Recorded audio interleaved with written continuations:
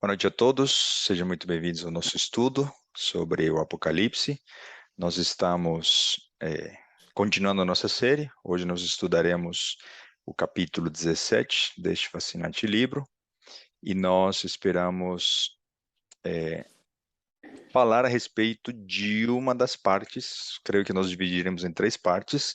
Nós falaremos hoje a respeito da mulher que está assentada numa besta que tem 7 cabeças e tem 10 chifres, e cujo corpo são representados por águas, tá bom? Então, nós vamos responder as perguntas que nós fizemos no grupo, se de fato Francisco é o último Papa, se existe coerência, se existe uma interpretação que a gente poderia dizer que se sustenta à luz do que nós estamos encontrando, né? Na conexão com Daniel e Apocalipse. Então, nós vamos responder essas perguntas, principalmente na terceira e última parte, mas nós precisamos que a compreensão da parte 1 e da 2 esteja muito clara para todos, para que então nós possamos dizer, né, estas são as cabeças, esta é a interpretação que faz mais sentido. Nós não seremos conclusivos, né? Nós não podemos, porque a profecia é dinâmica e a verdade é progressiva, tá bom? Então, com esse pensamento em mente, eu quero que vocês permaneçam, de preferência, não percam os estudos e vocês aproveitem a oportunidade que nós temos para conversar, dialogar depois do estudo ao vivo, né? Quem ouve a gravação não tem essa oportunidade e nós possamos tirar perguntas e trocar ideias no final do nosso estudo, tá bom? Com esse pensamento em mente e pedindo a bênção do Espírito Santo, o irmão Misael vai orar por nós. Querido Deus que está nos céus e junto conosco, cumprindo a tua promessa, onde tiver 2 ou 3 reunidos em teu nome, que o Senhor estaria. É isso que nós viemos clamar. Senhor, hoje é um dia muito especial, nós vamos estudar um dos temas mais difíceis da Bíblia, Apocalipse 17, e nós precisamos do teu Espírito. Sem o Espírito Santo, sem o Espírito Santo, o discernimento que ele nos dá, a gente não vai entender e nem aplicar. Por isso que a gente está aqui humildemente para clamar por esse Deus maravilhoso que entra na nossa mente, transforma o nosso caráter, nos dá entendimento, nos convence do pecado, da justiça, do juízo, nos prepara para viver do teu lado eternamente. Essa é a bênção que nós pedimos e contamos com a tua com a tua doação desse dom maravilhoso. E oramos em nome de Jesus. Amém. Amém. Obrigado. Vamos começar então nosso estudo. Começaremos com o primeiro slide aqui. Creio que é já habitual a todos vocês. Toda vez que nós começamos um novo capítulo, nós apresentamos esse diagrama para nós enxergarmos o que nós já estudamos, né? Principalmente a parte histórica, as 7 igrejas, os 7 selos, as 7 trombetas que correm em paralelo. Nós já vencemos o clímax do grande conflito, né? Apocalipse 12, 13, 14, 15 e 16, ok? Nós passamos a maior parte da nossa série nesse clímax, nesse ápice, nesse vértice ali, né, invertido. E hoje nós começamos o que nós poderíamos chamar o início claro e específico da vitória do bem contra o mal na interpretação de Apocalipse, ok? Na figura e representação da visão, a queda de Babilônia. Ou seja, esse império, essa nova ordem mundial, essa besta que está recuperando-se da sua ferida mortal, quando ela for curada, as promessas e a profecia do Apocalipse nos dizem que cairá, será derrotada e terá um fim, tá bom? Então, hoje nós vamos ver, em Apocalipse 17, como se dará essa sentença, como será esse fim e a queda de Babilônia, tá bom? Então, outra questão que a gente gosta de lembrar, né? Nós estamos dentro do corpo das 8 visões de Apocalipse, né? Nós já vimos as 7 pragas, o grande conflito. Estamos na 6ª visão, que se refere à queda de Babilônia, ok? O encerramento será vitória do bem contra o mal. Nós veremos depois o milênio, a Nova Jerusalém e as palavras finais dessa visão, ok? Nós já deixamos para trás as 7 pragas, hoje estamos avançando para a queda de Babilônia. Então, essas profecias, elas vão avançando, vão se cumprindo paralelamente, tá bom? Desde os nossos dias, e neste caso irão até o fim do grande conflito. Esta afirmação não se aplica às igrejas, aos selos, às trombetas. Algumas delas avançam, né, até os últimos dias, a igreja de Laodiceia, a sétima trombeta, né, o sétimo selo, etc. Mas a ênfase agora é o corpo da visão para o fim dos dias, tá bom? Diferente das demais visões. Especificamente falando da queda de Babilônia, nós estudaremos o capítulo 17, né? E nós veremos de que Babilônia nada mais representa do que uma igreja, né? Que traz engano, um instrumento do mal, que disfarça a verdade com a mentira, e através dessa mistura obtém o engano, né? E esse nome, o nome dessa igreja é dado em Apocalipse como sendo Babilônia. Ok? Então nós veremos uma mulher vestida de púrpura, é uma mãe que tem filhas e é uma mulher prostituta. E as suas filhas também se prostituem, tá bom? Nós vamos entender essa simbologia hoje. Essa mulher, ela é vista no deserto, quando João é levado em espírito para lá, ok? Esse detalhe é importante quando nós falarmos das cabeças. Depois nós entenderemos e identificaremos quais são as 7 cabeças, né, e os 10 chifres, e finalmente será dada a sentença, já será o capítulo 18, nós veremos depois, como cairá a Babilônia, tá bom? E o último detalhe, o testemunho de Jesus. Então nós estamos deixando a porção escatológica, indo para o grande conflito consumado, a vitória do bem, tá bom? Antes de a gente estudar o milênio e a nova Jerusalém. Esse é o nossa ajuda à memória, né? Disso daqui todo estudante não pode abrir mão, o estudante da profecia. O que é o símbolo, qual é o significado e qual é a referência bíblica que decodifica o símbolo, trazendo para nós o significado. Uma recapitulação rápida, nós vamos trazer isso de volta quando falarmos das cabeças, tá? Mas nós temos hoje águas, mar, simbolizando povos, nações, multidões e línguas. O próprio capítulo 17 de Apocalipse, no versículo 15, afirma isso. Babilônia é uma religião, é uma igreja apóstata, representação da confusão. Besta é um reino, um governo, um poder, ok? Não é pessoa, é uma estrutura organizacional, é um poder. Cabeças também representam governos e impérios, ok? Chifres são figuras que estão dentro das cabeças, né, na simbologia apocalíptica, e também denotam força, poder, e por vezes, em algumas situações, né, como Salmos, Daniel 8 e 21, 25, denotam o rei ou o reino, tá bom? Montes, por Daniel 2, né, um grande monte que cresceu, de um grande monte foi cortado. Quando Jesus voltar, o reino de Deus, antes de Jesus voltar, crescerá como um grande monte, né? Representa também reino ou poder. Prostituta, meretriz, né? Dependendo da versão da Bíblia, em Apocalipse 17, representa uma religião, uma igreja apostatada, que se prostituiu, que se afastou da verdade, do seu noivo, do marido, para poder depender de outras fontes, né, de sustento, ok? De forma oposta à meretriz, nós temos a mulher pura, que é uma igreja sem mancha, uma igreja verdadeira, pela graça e misericórdia de Deus, né, não por mérito desses seres humanos que pertencem a esse grupo, a essa comunidade.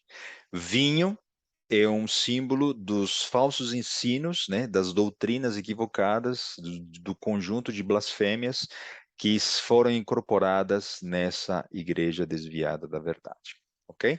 Dito isso, nós temos os elementos básicos para explorar texto após texto a interpretação desta profecia, ok? ok? Então, vamos adiante. Algo que eu gostaria de comentar aqui, ainda na introdução, e como na oração do irmão Misael, né? Ele disse, é somente pelo Espírito Santo, quando nós buscamos, quando nós lemos, quando estudamos, quando pedimos humildemente em oração, que Ele nos permite entendermos e conectarmos a palavra de Deus. E nesse caso, nós apenas somos instrumentos. É necessário que ainda mantenhamos um foco muito claro na conexão entre estes 3 capítulos, que nós já estudamos o 12 e o 13, para entendermos principalmente o capítulo 13, 17, ok? Toda vez que eu olho para essa conexão, eu aprendo cada vez mais. Eu estive preparando o material, formatando uma nova versão, pedindo ajuda a Deus, orando, e eu me encanto como Deus, na sua misericórdia, permite que nós tenhamos ainda tempo para poder entender alguns detalhes e aspectos que podem fazer diferença e complementar as verdades que nós conhecíamos até há pouco, né? Então, Deus é maravilhoso porque essas profecias são progressivas e o conhecimento que a gente vai adquirindo delas está em função da bênção de Deus através do Espírito Santo e em função do tempo que vai passando e nós vamos assimilando e entendendo como está ocorrendo o cumprimento dessas profecias, né, na história, nos eventos atuais, e nós vamos vendo que a profecia se cumpre ao pé da letra. Tá bom? Nós vamos entender isso daqui de forma completa quando terminarmos este capítulo. Apenas para dizer por que precisamos conectar esses 3 capítulos. Não sei se vocês já repararam, existem 3 bestas nesses 3 capítulos. Apocalipse 17 traz uma mulher assentada numa besta. Quer dizer que esse capítulo vai trazer mais detalhes. Se Apocalipse 13 traz mais detalhes que Apocalipse 12, então Apocalipse 17 vai trazer mais detalhes desses 2 capítulos anteriores que nós já estudamos.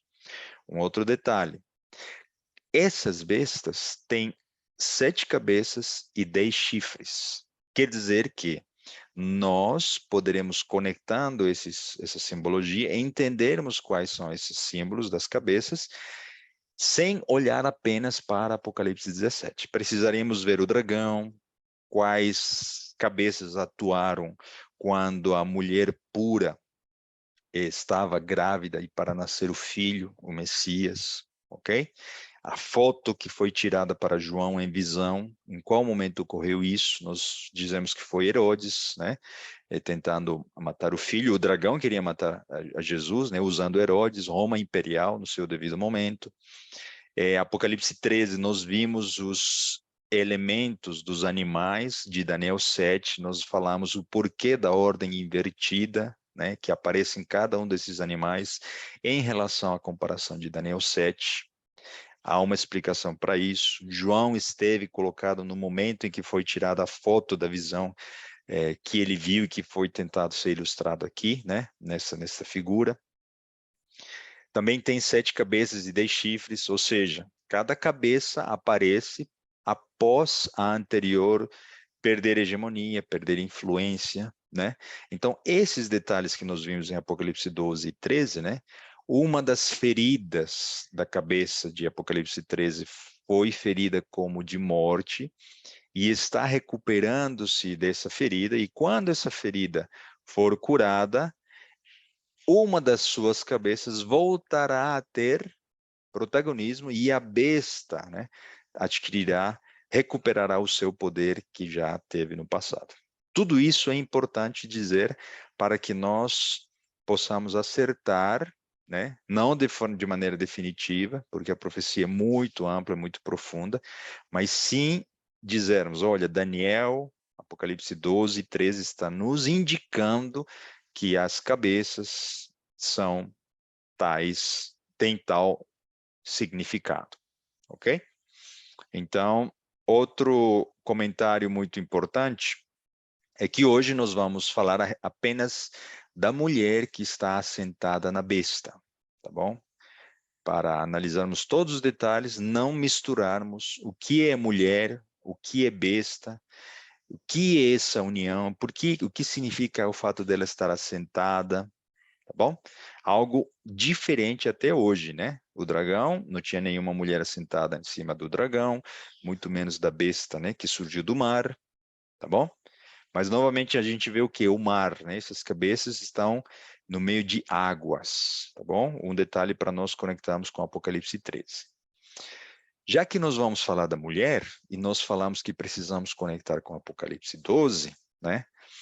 Precisamos lembrar de que os opostos, né, aparecem em Apocalipse, né? As contrafações do inimigo aparecem no livro profético. Leamos juntos o primeiro versículo deste capítulo.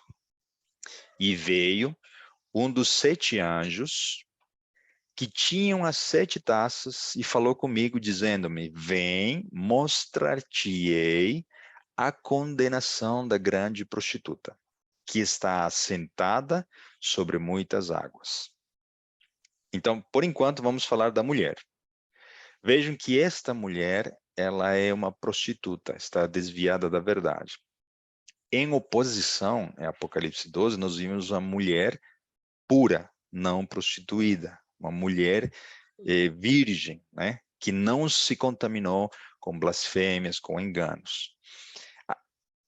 Algo que nós observamos muito na história na profecia de Apocalipse 12 é que essa mulher, ela representa a igreja ao longo da história, porque as 12 estrelas que estão na sua cabeça, a maneira de coroa, né, no momento em que o Messias, o Filho, ia nascer, representariam as 12 tribos de Israel. Então, antes de que Jesus nascesse, o povo escolhido de Deus estava representado em Israel, sendo, né, o detalhe das 12 tribos ali representados. Depois do nascimento do Messias, do Salvador, essa igreja ampliaria, né, sua geografia e agora se expandiria ao mundo todo através da pregação do evangelho aos gentios. Então, essas 12 estrelas representam os 12 apóstolos de Jesus que fizeram essa obra maravilhosa com a ajuda do Espírito Santo. Então, a igreja do Antigo Testamento e a igreja do Novo Testamento, e a que chega até os nossos dias, né, sempre o remanescente de Deus é representada nesta igreja, ok? Através desta mulher. Então, é a igreja desde Abel, né, Adão e Eva, os primeiros arrependidos, Abel sendo morto, né, o primeiro mártir, até o último que for morto, até o último que for se arrepender e fazer parte deste corpo, desta comunidade, esta simbologia aglutina toda essa história, tá bom? Toda essa igreja. Em oposição a isso, nós temos a mulher, de Apocalipse 17, representando a igreja, né? Os seguidores de Satanás desde Caim, tá bom? Até o último seguidor que intencionalmente, né, vai continuar abraçado ao pecado e vai persistir em rebelião e permanecerá na Babilônia dos últimos dias. Isso quer dizer que ali nós estamos colocando o Egito, né, as igrejas do Egito, da Babilônia, da Grécia, da Medo-Pérsia, de Roma papal, etc, etc. Nós tendemos a dizer que essa igreja, né, é a igreja católica pelo fato da gente ter trazido a interpretação de Apocalipse 13, né, a identificação de uma das suas cabeças como sendo o papado. Então, se o papado é uma das cabeças que foi ferida de morte em 1798 e está recuperando a sua ferida, e nós temos vídeos para essas afirmações e para esses estudos de Apocalipse 13, né? Nós tendemos a pensar e dizer que esta mulher apenas é a igreja católica, ok? Mas isso limita muito a visão, tá bom? Ambas as visões da mulher pura e da mulher impura se referem a igrejas que existem desde os nossos primeiros pais, até o último, né, que será salvo ou condenado. Então, obviamente que no final dos dias, né, no período em que uma das cabeças for a representação do papado, Nós não teremos a religião do Egito, a religião de Babilônia predominando no mundo. Será a religião católica. Nessa perspectiva, sim, nós podemos dizer que o catolicismo, a Igreja Católica, está assentada no Vaticano, no Papado, tá bom? Mas nós não podemos nos fechar e dizermos de que essa figura feminina representa apenas a religião católica, tá bom? Lembrando sempre que nós sabemos que Deus tem um povo dentro da Igreja Católica e por isso Deus disse, né? Sai dela, povo meu. Abandonem Babilônia, abandonem o engano, porque tem muitas pessoas sinceras nesse grupo também cristão, tá bom? Assim como muitos, Raabe abandonou Babilônia, Ruth e outros exemplos da Bíblia, né? No futuro também muitos abandonarão o engano e as filhas, né, dessa mulher reconhecendo qual é a verdade, tá bom? Isso é importante nós reforçarmos para quando nós identificarmos as cabeças, não olhemos apenas para a Igreja Católica, tá bom? Então, eu já vou colocando algumas sementes para que o pensamento de vocês, né, nessa semana, nas próximas 2 semanas, quando nós falarmos das cabeças, não fique apenas concentrado na Igreja Católica, tá bom? Vamos adiante. Versículo 1 ainda, vamos explorar. Isso aqui é muito importante também. E veio um dos 7 anjos que tinham as 7 taças e falou comigo, dizendo-me: Vem, mostrar-te-ei a condenação da grande prostituta que está assentada sobre muitas águas. O foco da profecia é a condenação dessa igreja, desta prostituta, que terá ênfase nos últimos dias. Não está falando da condenação das igrejas que, numa versão, né, anterior do passado, existiram, né, porque elas já não existem mais, não serão condenadas. Quem será condenada será a Babilônia, a igreja impura do futuro. Vejam que daqui nós precisamos tirar algumas palavras-chave. A palavra águas, conectada com Apocalipse 13, e identificar qual dos 7 anjos está relacionado com as águas, para nós contextualizarmos o momento em que se darão a reconhecer quais são as cabeças. Bom?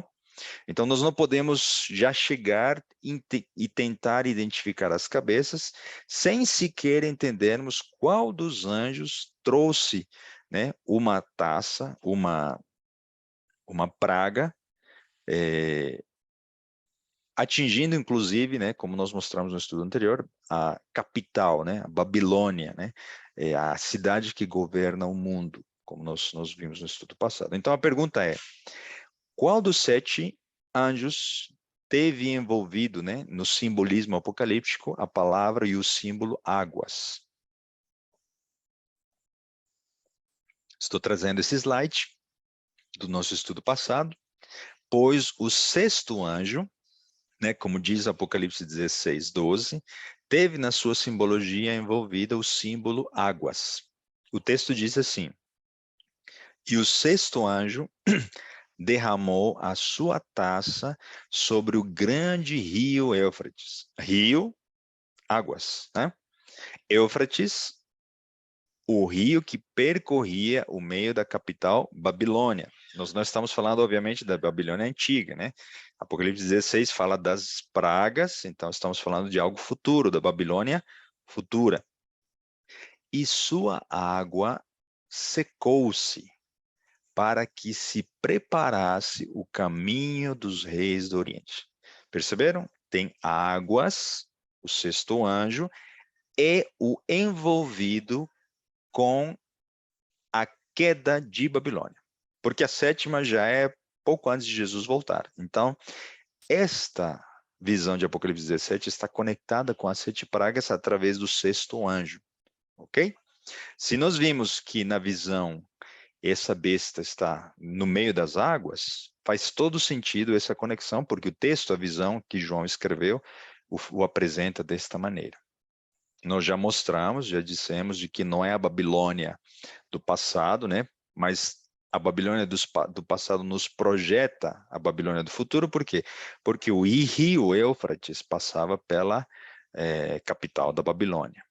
Então, na perspectiva de que as águas representam povos, nações, multidões e línguas, a Babilônia futura, que está se formando, que vai recuperar sua ferida, né? Representa a união de todas as religiões que terão o engano, né? Através do engano, o elo que unirá todas essas religiões, tá bom? Então, mas um detalhe que nós já limos e estará conectado com as cabeças. Essas águas se secarão, ok?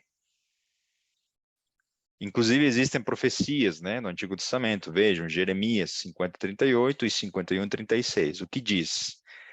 Cairá a seca sobre as águas e secarão, porque é uma terra de imagens esculpidas e pelos seus ídolos andam enfurecidos. Falando de uma nação idólatra, falando de águas.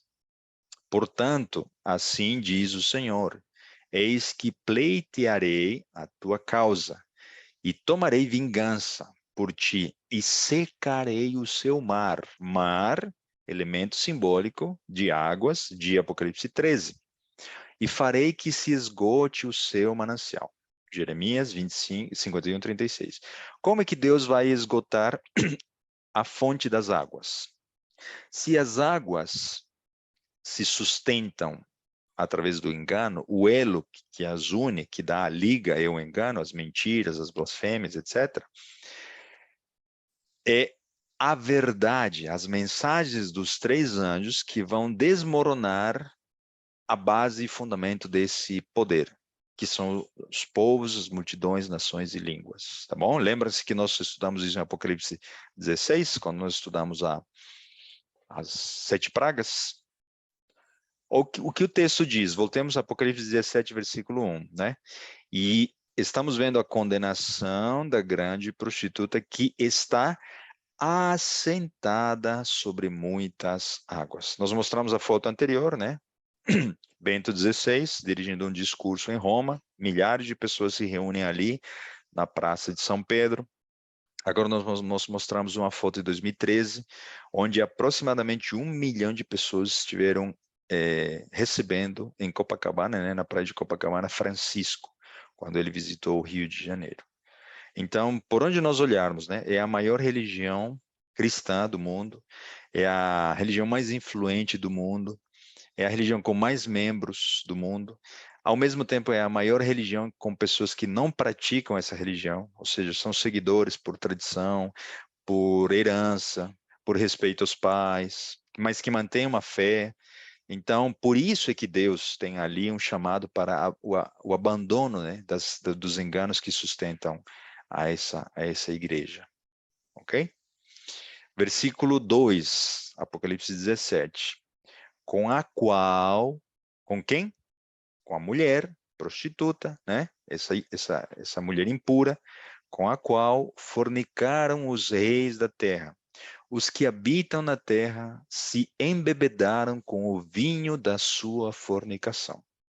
Vamos entender o que representa fornicar, o que representa fornicar com os reis da terra. Aqui nós temos prova histórica, né? A imprensa testemunhou, está muito bem documentado, que a liderança desta igreja faz acordos, recebe autoridades, fazem aliança, visitas diplomáticas, praticamente com todas as nações do mundo, né? Praticamente, não todas, né? Tem raras exceções. Qual o interesse da autoridade do governo em estabelecer alianças com esta igreja? E qual o interesse desta igreja em estabelecer alianças com estas autoridades? Vamos voltar para Daniel. Vamos ver se é autorizada a igreja de Deus fazer vínculos com os políticos, com os governos, tá bom? Olhando para trás e indo para o fim, né, da simbologia da estátua de Daniel 2, vocês vão se lembrar que nós em Daniel 2 vimos que aqui são relatados impérios, né, Babilônia, Medo-Pérsia, Grécia e Roma. As pernas de ferro representam Roma imperial. Dando um zoom à parte de baixo da estátua, nós temos Roma imperial na versão ocidental, né? Roma sendo sua capital, e à direita a outra perna, Roma imperial tendo Constantinopla sua capital. A fase seguinte à Roma imperial é Roma papal. Por que Roma papal é diferente dos outros símbolos? Nós temos aqui metais, metais e metais se repetindo nessa simbologia e de repente aparece um elemento estranho, o barro, que não se mistura com o ferro, ok? A maior característica de Roma papal é a tentativa de unir o império, Roma imperial, a política, né, os Césares, os poderes, com a religião. E, de fato, eles conseguiram, entre aspas, unir, porque os papas são a versão evoluída dos Césares, né? Com a diferença de que, na época que eles surgiram e tinham poder, né, e autoridade, eles mandavam sobre os reis da Europa e eles eram líderes da religião do Império Romano também. Então, se Roma imperial se caracterizava apenas pela política, né, pelo império, pela força, agora Roma papal, na fase seguinte, se caracteriza pela união da política e da religião. A pergunta é, esses dois elementos podem se unir? Jesus mesmo fez uma declaração muito clara, né? Dai a César o que é de César e a Deus o que é de Deus. Lucas 20, 25. Deus criou a igreja e Deus instituiu os reis. Deus tem funções específicas para ambas autoridades.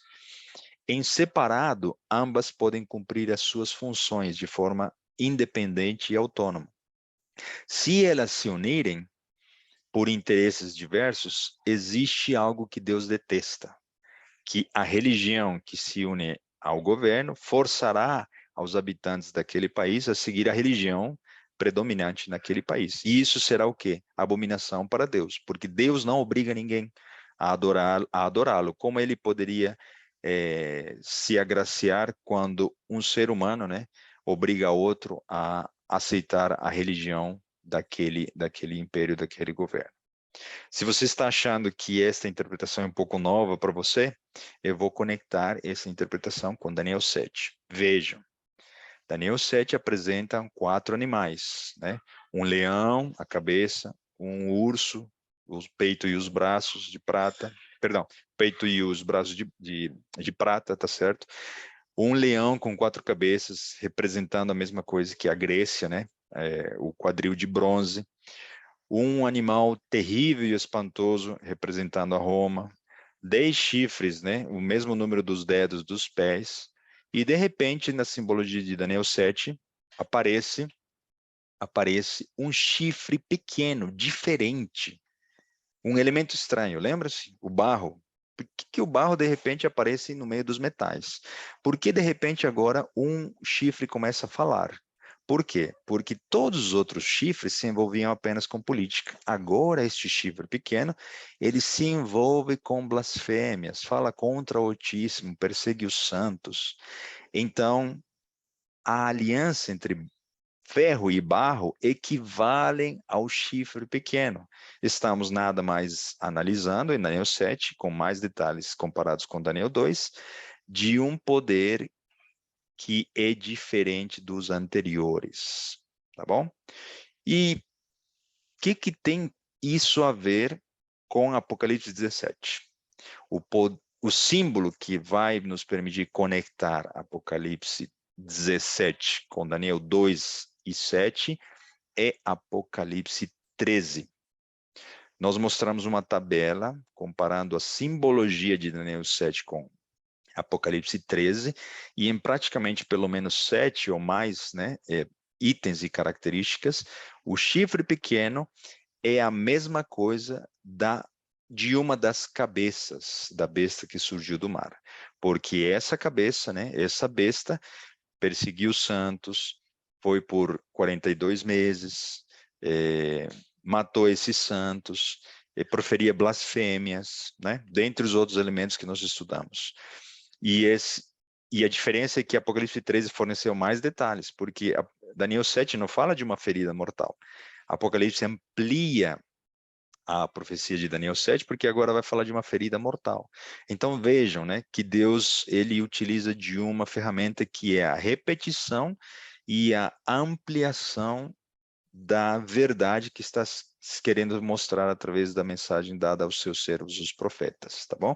Por isso que nós vamos para Daniel, avançamos, aprendemos com Daniel, conectamos com Apocalipse e enxergamos mais detalhes que são dados na simbologia de Apocalipse. Tá bom?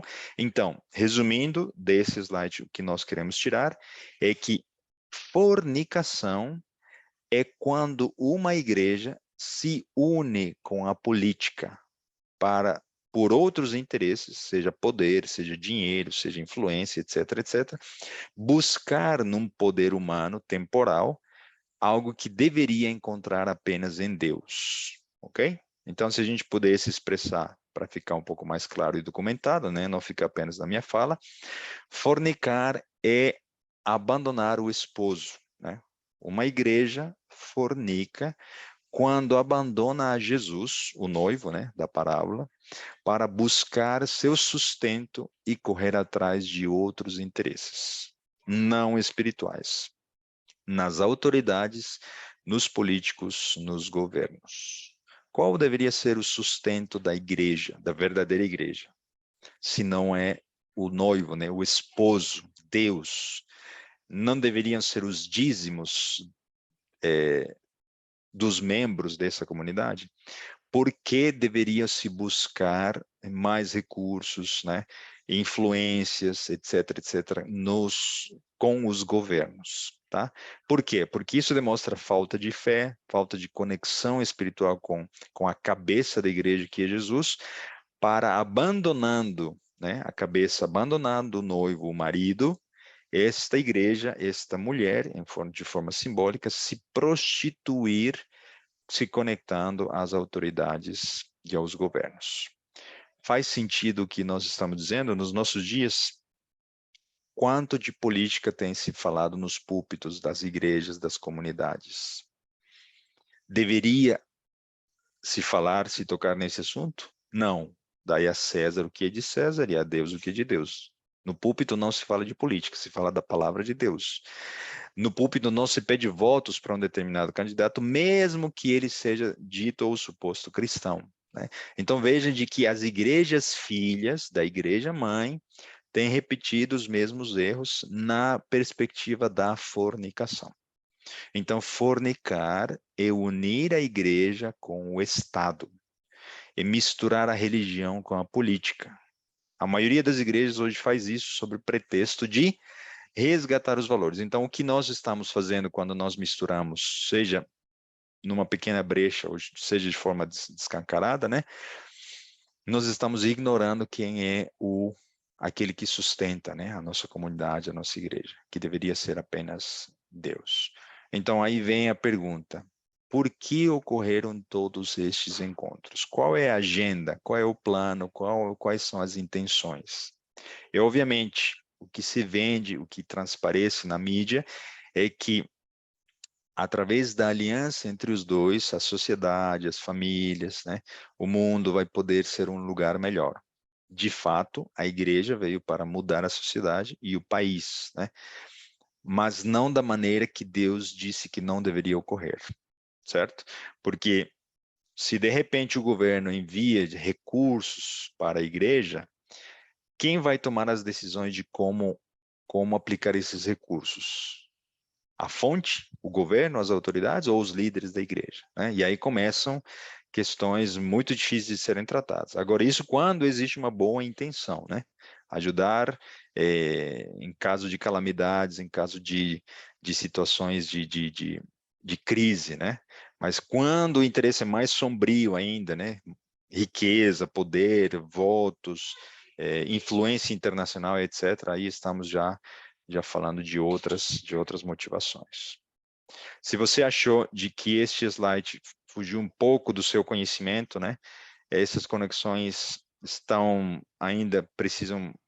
você precisa estudar um pouco mais. Tem vídeos no nosso canal. Quando nós fizemos a série de Daniel, você pode olhar Daniel capítulo 2, né? A pedra que bate na estátua. Daniel capítulo 7, você poderá entender um pouco melhor, tá bom? Mas às vezes não é só da Bíblia, né? A gente tem uma confirmação do espírito de profecia também. Ellen White, vejam o que ela diz em primeiros manuscritos, né? Os publicados na volume 1, página 48. A mescla das atividades da igreja com as atividades do Estado são representadas pelo ferro e pelo barro. Vejam que ela está confirmando o que, na verdade, a Bíblia está dizendo, né? Através da análise da simbologia que nós estamos fazendo aqui, tá bom? Então, vamos avançando aqui.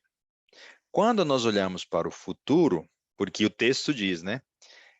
Ela vai fornicar com os reis da terra. Como vai ocorrer? Qual vai ser a ponte que será usada para fornicar com os reis da terra? Ele vai usar a besta que surge da terra para influenciar todas as demais nações, né? A fornicação com os reis da terra, ela vai acontecer depois que o papado, né, a besta que surge do mar, fizer uma aliança, né, uma união ilícita também com os Estados Unidos, a besta que surge da terra. Para cada uma dessas bestas, nós temos um vídeo, porque nós estudamos isso de forma separada nos capítulos 13 de Apocalipse, tá bom? Então, para quem está acompanhando os estudos, já sabe do que a gente está falando e faz todo sentido, né? Os Estados Unidos serão o elo para propagar essa influência e promover essa união com um mundo globalizado. O papado tem seu foco, sua atenção nos Estados Unidos, porque é o país mais poderoso do mundo, o mais influente e é com a economia maior, né? Ok? Então, esta imagem, ela se formará, né? A imagem é quando ambos poderes se unem, tá? E essa imagem será replicada aos demais países do mundo. Como vai ocorrer isso? Nós estudamos numa hora, né? A imagem da besta. Apocalipse 13, você pode procurar o vídeo correspondente também, ok? Versículo 2, avancemos com o nosso estudo. Com a qual fornicaram os reis da terra e os que habitam na terra se embebedaram com o vinho da sua fornicação. Qual é o vinho? Nós estamos ampliando detalhes, mas precisamos voltar um pouco para recapitular e entender qual é o vinho da sua fornicação. Apocalipse 16, né, as pragas, o anjo, né, das águas, nos ajuda a entender. Apocalipse 16, 14 diz: porque são espíritos de demônios que fazem prodígios. Espíritos, se a gente for usar concordância, existem vários textos que nos permitem conectar a mensagens, né, a doutrinas que fazem prodígios. Então, são enganos, né, que unem esses reis do mundo com esse poder. Uma outra versão do mesmo texto, diretamente já traz a palavra doutrinas, né? Porque são doutrinas de demônios que realizam prodígios. Prodígios através de quê? De milagres, obras de engano, né? As quais são recebidas pelos reis do mundo inteiro, para os reunir para a batalha do grande dia do Deus Todo-Poderoso. Lembram-se que nós destrinchamos a palavra Armagedon, o seu significado, o seu simbolismo, e que nós vimos de que a adoração será o centro, né, da última batalha. Então, da mesma maneira, nós estamos dizendo de que o fim, né, dessa última batalha será uma questão de o que é verdade e o que é mentira para nós adorarmos um ser humano, né, o inimigo, aquele que vai imitar a segunda vinda de Jesus, ou o nosso Deus, Deus verdadeiro. Mas como nós estamos falando de que essas doutrinas de demônios, né, elas definem o vinho da sua fornicação, nós usamos mensagem dos 3 anjos, no estudo anterior, para contrapor com 3, né, principais doutrinas que permitem aglutinar e levar ao mundo ao engano. Existem muitas mais, né, que a gente vai mostrar daqui a pouco, mas as 3 principais doutrinas, né, de demônios, mensagens que se opõem às mensagens dos 3 anjos são a imortalidade da alma, né, uma falsa trindade, Deus Pai, Virgem Maria, o menino Jesus. Nesta figura, Jesus é apenas um ser humano, né, um ser enviado, não é o Filho de Deus, não é o Deus, né, que sempre existiu e sempre existirá. Maria, uma mulher que está morta, mas hoje pode interceder pelos mortos, né? Então, vocês percebem de que isso já traz junto consigo, né? Em quais países existe uma santa, né? Uma menina, uma mulher que viu em visão algum anjo, que realizou um milagre. Praticamente em todos os países católicos existe a figura de uma mulher, né? De uma menina, de uma santa, etc, etc, em representação a Maria. E no final vai se configurar junto com aquela questão climática que a gente falou bastante, né? O que vai unir protestantes, né? E católicos, né? A igreja mãe e as igrejas filhas, a guarda do domingo. Então, estas 3 doutrinas são a base e o sustento dessa fornicação, tá bom? Que vai levar ao mundo a se embebedar com essas mentiras. Vamos adiante, aqui tem um detalhe também muito importante, versículo 3, João dizendo, e levou-me em espírito a um deserto. E vi uma mulher assentada sobre uma besta de cor escarlata que estava cheia de nomes de blasfêmia e tinha 7 cabeças e 10 chifres.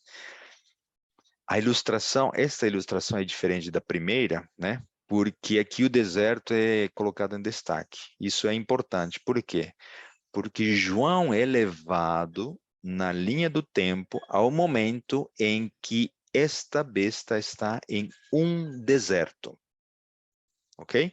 Por que isso é importante? Quando nós utilizarmos as palavras, os verbos para identificar as cabeças, uma é, uma existia e a outra será e virá por pouco tempo, nós precisamos recorrer ao momento em que o qual João foi levado, tá bom? João foi levado a um deserto. Então, o momento em que o tempo verbal, né, é descrito é quando João está no deserto. Não é quando João vive na época de, né, no ano 100 depois de Cristo. Não a gente não pode levar João a interpretar os tempos verbais da identificação das cabeças a um momento posterior ou diferente. A própria profecia, o contexto precisa nos dizer e encaminhar isso daqui. E vejam que isso daqui está totalmente conectado com um dos 7 anjos. Qual era a característica do 6º anjo? Rio que se secou de Babilônia. Se as águas se secaram, se o rio se secou, o que resta então, se não é um lugar desértico? Tudo conectado, né? Tudo intrinsecamente amarrado, para que nós tenhamos consistência na hora de interpretar as cabeças. Então, nós vamos identificar aqui. Se a besta aqui é um sistema de poderes, né? Porque cada cabeça representa um poder, a gente precisa se perguntar em que momento a besta, uma das suas cabeças, está sem as águas, está sem as nações, povos, multidões e línguas. Em que momento João tirou a foto, né, para escrever esse versículo? Assim como em Apocalipse 12, quando diz de que o dragão, uma das suas cabeças, né, estava prestes a devorar o menino, a foto era quando Herodes mandou matar as crianças. Agora, a foto é tirada quando uma das suas cabeças não tem águas na sua base para fundamentar as suas ações, né? Então, aqui nós, de novo, conectamos Apocalipse 13 com 17 na perspectiva de entendermos o que aconteceu com a besta de Apocalipse 13, que surge do mar, quando ela foi ferida de morte. Vamos analisar e conectar. Por 1260 anos, essa besta, né, Roma papal, a cabeça dessa besta estava sendo representada por Roma papal. Quando ela perseguiu usando os reis, os exércitos da Europa, né, e tinha multidões, né, o mar à sua disposição. E por 1260 anos perseguiu a igreja verdadeira, do ano 538 até o ano 1798. Esse slide a gente falou mais detalhes quando nós falamos em Apocalipse 13. Em 1798, né, a Revolução Francesa proferiu uma ferida mortal. Tirou a conexão da política com a religião, porque os franceses disseram, olha, isso corrompeu tanto o Estado quanto a igreja, nós não queremos saber de Deus, da igreja, né, de nada. E então a besta que surgiu do abismo levou a besta que surgiu do mar a um período de deserto. As nações, povos, multidões e línguas se afastaram do papado e ela perdeu toda a base e sustento do seu engano. E por 191 anos, né, a herança, a filosofia filha, né, da Revolução Francesa, o comunismo, o socialismo, etc., nós conversamos de que com a queda do Muro de Berlim, né, no ano 1989, através da aliança do papado com os Estados Unidos, então surge de maneira já muito clara, né, os Estados Unidos, aquela besta que tinha 2 chifres como de dragão, e falava 2 chifres de cordeiro, mas falava como dragão, o elemento terra, né, sendo a principal característica dos Estados Unidos. Então, este versículo, Apocalipse 17:3, o deserto, né, quando João é colocado no deserto, em que momento é colocado João, então? No período em que não existem águas para sustentar a besta, ok? O período em que esta besta, que está aqui simbolizada, tem uma das suas cabeças ferida como de morte. Então, João é colocado aqui. Então, quando nós lermos uma das suas cabeças, né, existe, nós precisaremos identificar o período em que não existem águas, ok? Assim como eu disse, né, Apocalipse 16, 12, o anjo, né, está totalmente conectado. A sua água secou-se do grande rio Eufrates de Babilônia, tá bom? Está fazendo sentido? Você tem alguma pergunta? Prepare sua pergunta, nós vamos responder no final do nosso estudo ou através de alguma pergunta que você pode fazer no YouTube também.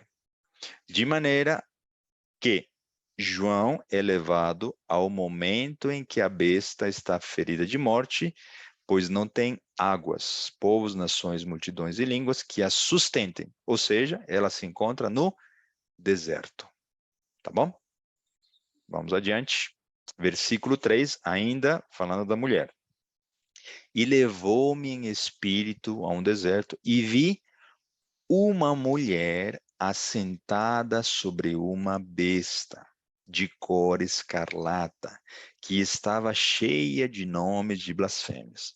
Aqui a profecia é dinâmica, né? Nós não podemos agora ficar no período do deserto, nós precisamos entender que a ferida mortal está se curando, o Apocalipse 17 vai fornecer mais detalhes de Apocalipse 13. Então, esta mulher agora, ao curar a sua ferida, esta igreja que está evoluindo desde Caim até, né, os dias em que nós estamos analisando, ela se assenta sobre uma besta, que é justamente a principal característica que define fornicação, né? Uma mulher apoiada num governo político. E por isso que eu coloquei essa ilustração, né? Agora se o papado governou por 1260 anos, né, e tinha uma igreja, né, que sustentava isso daí, a igreja católica, né, daquela época, quer dizer que no futuro, essa igreja, né, que vai recuperar a sua força, a sua vitalidade, ela está sediada num país, num local que tem um governo, uma representação política. E a única situação onde nós podemos ver isso é na união perfeita entre a Igreja Católica e o papado através do Vaticano, né? O país chamado Vaticano. Então, se besta é um poder, nós estamos falando do poder político, né? O Vaticano com representação diplomática, etc, etc. E se estamos falando de mulher, estamos neste momento da história falando da Igreja Católica, ok?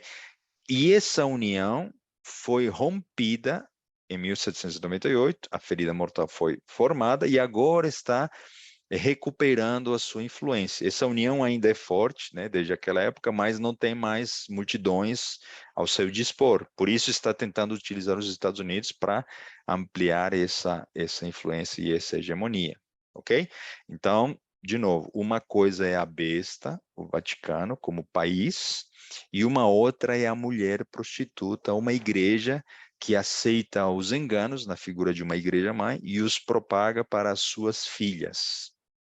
Versículo 3. Uma besta de cor escarlata. Neste caso, eu trouxe aqui apenas como uma coincidência, como algo a mais, tá bom? Porque nós estamos analisando todas as palavras de Apocalipse 13 como símbolos. Então, a cor também é símbolo, tá bom? Não é algo literal. Mas há uma coincidência de que os cardeais e a liderança da Igreja Católica também traz nas suas vestimentas as cores, né? Escarlata é o vermelho, tá bom? Como é mostrada nesta ilustração. Então, de novo, a cor escarlata, na simbologia, representa o vermelho, o sangue. Então, essa igreja, né, quando unida ao Estado, né, na época de Roma papal, matou, perseguiu os santos, derramou muito sangue. Esse é o símbolo correto. Mas aqui, como coincidência, estou trazendo que uma aplicação literal. Então, só para lembrar, quando nós vamos pelo lado da análise do texto, se o texto é simbólico, precisamos analisar a simbologia, tá bom? Então, é um ganho se nós trazemos uma coincidência literal aqui, tá? Só um minuto. Acho que passou aqui. Sim, creio que esse slide ficou um pouquinho fora do lugar, peço desculpas, mas aqui está o texto que diz, né?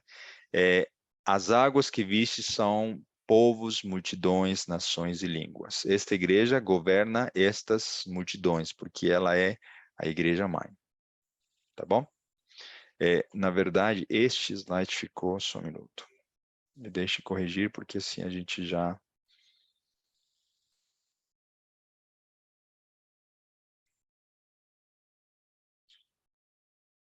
Esse daqui, não, na verdade nós vamos analisar depois com mais detalhes as duas cores, tá, que aparecem. Eu tinha pensado numa maneira e é melhor conduzir dessa maneira, assim, quando eu estava preparando esse material. Quando nós vemos, nos referindo a essa união entre política e religião, né, e estamos falando do Vaticano, o versículo 18 do mesmo capítulo, adiantando um pouco só para enriquecer a análise, o texto diz, né? E a mulher que viste é a grande cidade que reina sobre os reis da terra. Ok?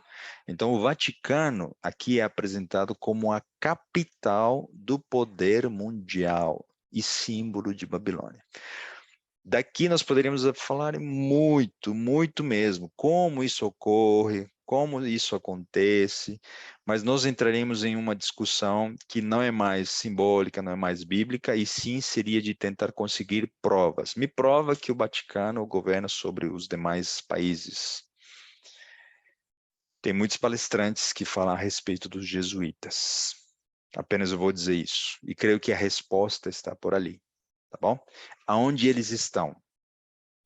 No entretenimento, na política, na religião, eles estão trabalhando nos bastidores, eles assumem de fato esse papel. A principal função deles é recuperar a hegemonia da Igreja Católica, né? E um dia destruir e acabar com os hereges, né, que levaram à perda do poder da Igreja Católica.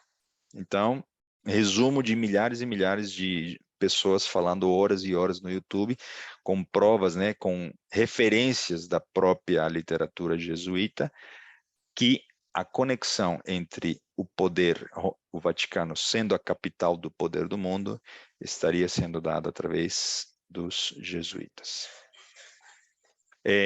Versículo 3. Quais são os nomes, né? Estava cheia de nomes de blasfêmia. Quais são as principais blasfêmias que este poder, né, essa mulher prostituída, apresenta para o mundo? Se coloca no lugar de Deus. Nós demonstramos várias vezes com literatura católica, né, da infalibilidade do Papa. Ele se denomina Santo Padre, se colocando na figura de Deus, né, encarnado aqui na Terra. Se coloca no lugar de Cristo, pontífice, né, fazedor de pontes, né, ponte entre o céu e a terra, sendo que Jesus é apenas o único caminho, verdade e a vida. Os sacerdotes perdoam pecados, né? Eles tornam santos a homens pecadores e mortos, né? A questão da santidade, beatificação de pessoas. Eles, por outro lado, podem condenar os pecadores ao inferno, sendo um tormento eterno, né? Caso eles não mudem do purgatório para uma situação melhor.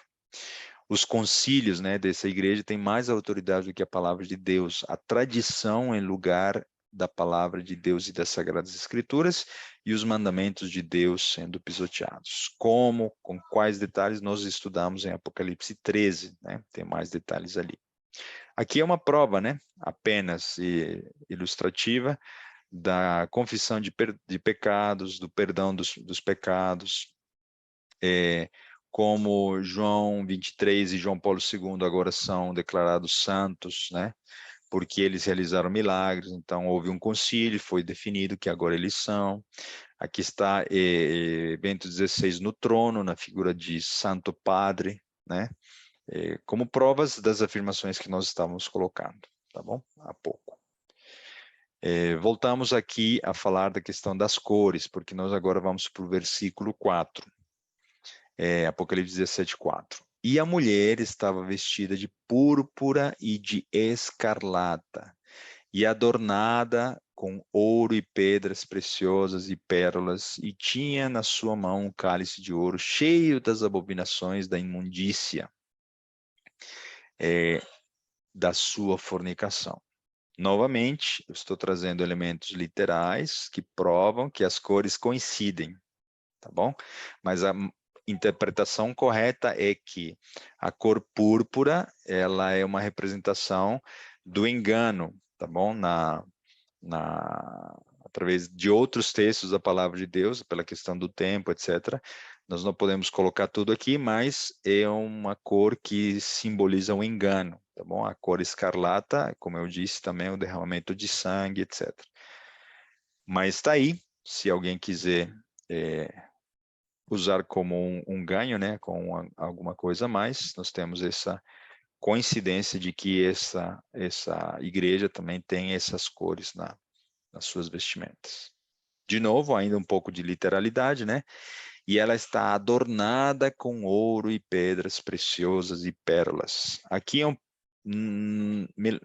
confesso que não fui a fundo na simbologia, né? Mas na questão literal,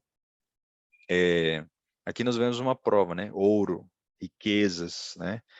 Joias preciosas. Eu tive a oportunidade de visitar o Vaticano e a gente vê o tamanho da riqueza, né? Cultural, histórica, mas a riqueza de fato em valor, né? Em ouro. Existe um banco Vaticano que nós não fazemos ideia quanta riqueza está ali inserida. Então, se a gente pensar que por questões de guerra, de pandemia, de qualquer outro tipo de crise, um dia a economia afundar, como tudo parece indicar que está ocorrendo, né? Qual país, qual representação poderá socorrer ao mundo? Quem sabe aquele país que é um dos mais ricos do mundo, né? Então ali nós vemos também uma maneira de ajudar aos pobres, trazendo eles para si, para o lado do engano, né? Nós vamos terminar aqui, pela questão do tempo. Eu achei que daria, mas é bom que a gente não acelere, tá bom?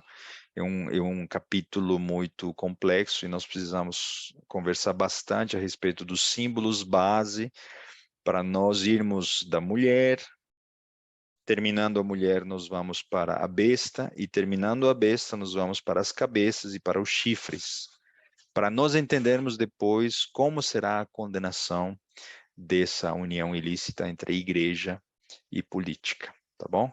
Então, no estudo da semana que vem, nós voltaremos a falar do cálice, né, de ouro das abominações e da imundícia da sua fornicação, trazendo mais detalhes e conectando com Apocalipse 13, Apocalipse 12.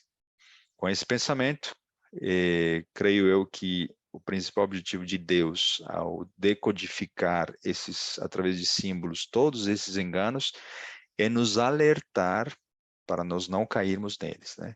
E hoje estamos nessa missão, nessa função de preparar esse material, compartilhar essas verdades para trazer a muitas pessoas que talvez estão nas filhas ou na igreja mãe para os caminhos da verdade.